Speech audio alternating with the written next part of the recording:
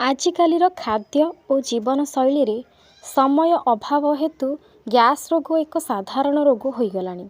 Gas ରୋଗ କେବଳ ହଜମ ପ୍ରକ୍ରିୟାର ଦୁର୍ବଳତାରୁ ଉତ୍ପନ୍ନ ଏକ ଲକ୍ଷଣ।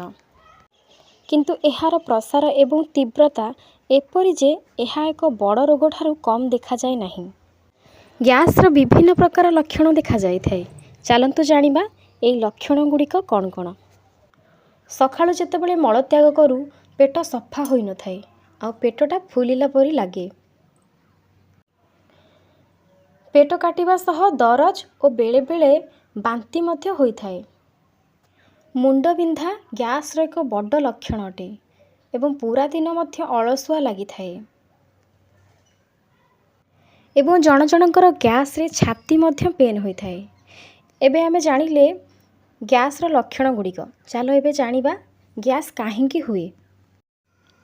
ଅଧିକ ଭୋଜନ କଲେ, ଖାଇବା ବେଳେ ଅଧିକ ଗପିବା ବା ଖାଦ୍ୟକୁ ନ ଚୋବାଇ ଖାଇବା।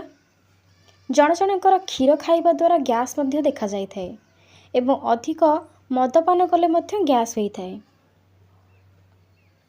ସକାଳୁ ଖାଦ୍ୟ ନ ଖାଇବା ବା ବହୁତ ସମୟ ପର୍ଯ୍ୟନ୍ତ ଖାଲି ପେଟ ରହିବା। ଫାଷ୍ଟଫୁଡ଼୍ ଖାଇବା।